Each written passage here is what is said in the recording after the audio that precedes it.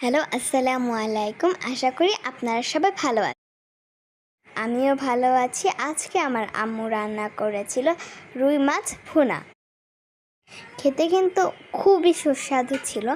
আমি এটা খুবই মজা করে খেয়েছি।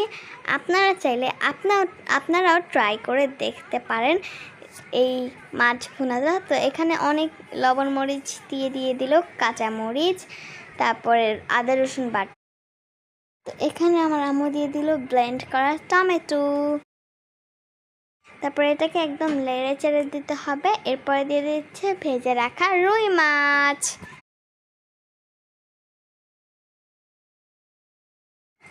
তো এখানে রুই মাছ দেওয়া শেষ হলে আমার আম্মু এখানে রুই মাছ দেওয়া শেষ হলে দিয়ে দিচ্ছে পানি। এখানে পানিটা দিয়ে ভালো মতো নেড়ে চেড়ে নিতে হবে।